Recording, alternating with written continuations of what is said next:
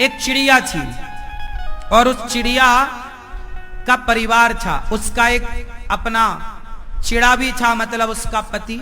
चिड़िया चिड़ा के साथ रहा करती थी। एक घोंसला था जंगल में, घनघोर जंगल था, कोई आता जाता नहीं।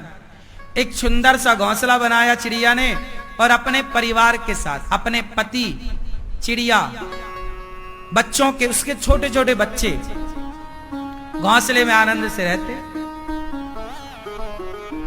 एक दिन ना जाने कहां से वहां एक शिकारी पहुंच गया, बहेलिया। बड़ा दुष्ट था, निर्दयी था वो बहेलिया।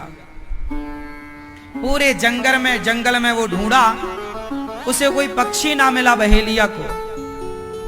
एक पेड़ की छांव में जाकर बैठा, लेकिन वो बहेलिया ना रास्ता भटक गया था। बहेलिया भी जंगल में रास्ता भटक गया और संयोग देखिए कि भटकते भटकते वो उसी पेड़ के नीचे जाकर बैठा जिस पेड़ पर चिड़िया का घोंसला था। जब वो वहां बैठा तो वो भूख भूख चिल्ला रहा था, भूख लगी है, मैं मर जाऊंगा। पर वो जंगल में सुनने वाला कौन था? उसे एक भी पक्षी ना मिला, क्योंकि वो मांसाहारी था, पक्षी मारता, पका के खाता, पर मिला ही नहीं। तो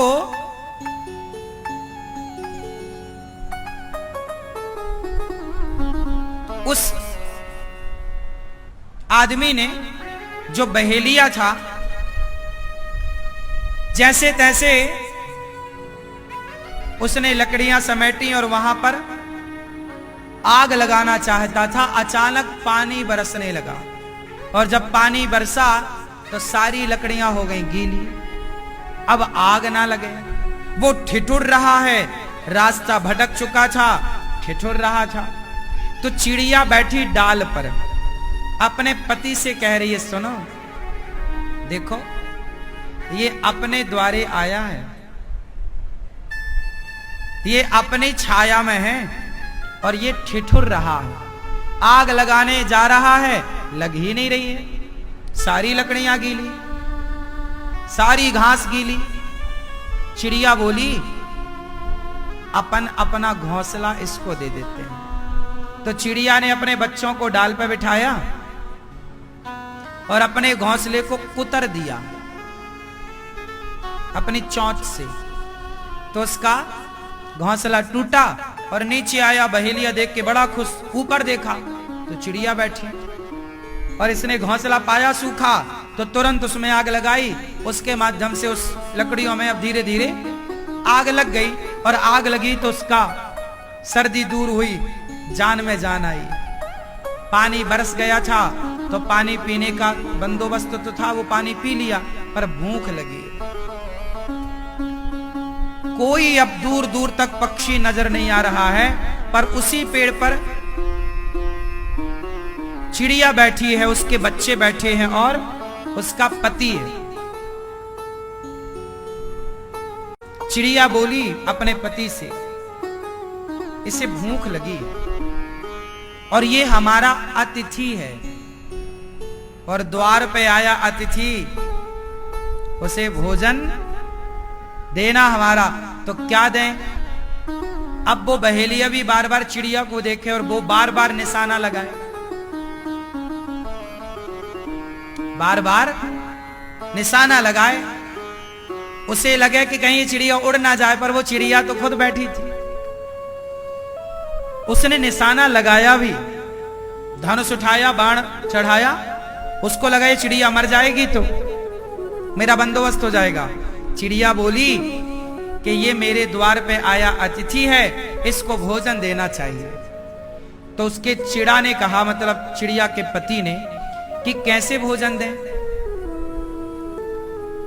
हमारे पास तो कुछ है ही नहीं। चिड़िया बोली, ये मांसाहारी तो है, एक काम करती हूं, स्वामी आप बच्चों को संभालना, मैं इसका भोजन बन जाती हूं।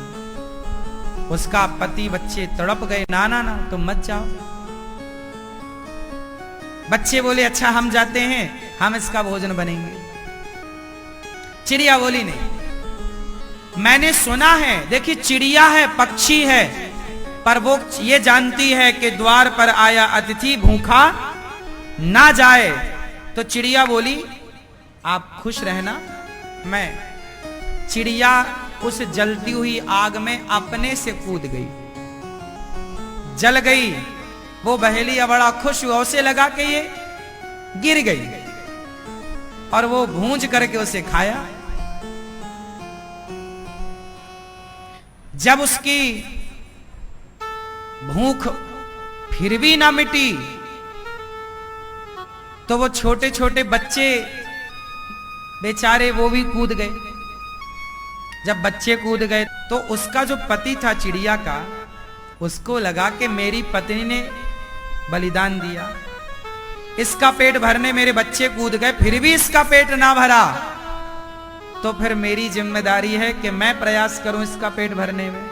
तो उसका पति, चिड़िया का पति चिड़ा भी कूद गया, और जब उसे खाया तो इसे डकार आई, ये तृप्त हुआ।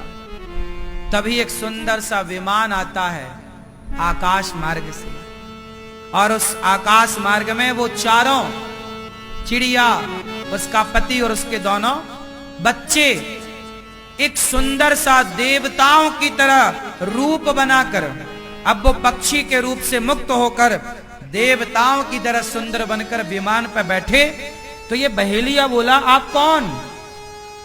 तो पार्षद थे, विमान लेकर आए। उन्होंने कहा कि ये चिड़िया जिसे अभी अभी तूने खाया, ये उसका पति, ये उसके बच्चे। बोले ये सब कहां जा रहे? बोले ये सब वैकुंठ जा रहे हैं। क्यों? बोले इन्होंने पक्षी होकर भी द्वार पे आए अतिथि की सेवा की। जब ये किसी का पेट भरते हैं, तुम पापी हो, तुम तो पापी हो, तुमने हत्या करके जीवों को खाते थे, तो तुम पापी हो, पर भले पापी हो। पर चिड़िया ने तो अपना धर्म निभाया। मेरा धर्म है कि मेरे द्वार पे जो आएगा भोजन कराऊंगा। अब वो पापी है कि पुण्यात्मा ये भगवान जाने। मेरा तो धर्म है भोजन कराना। तो इन्होंने जब अतिथि का धर्म पूरा किया, गृहस्थ खा, तो देखो बिना जप तप के ये आज भगवान के धाम को दिव्य शरीर पाकर जा रहे।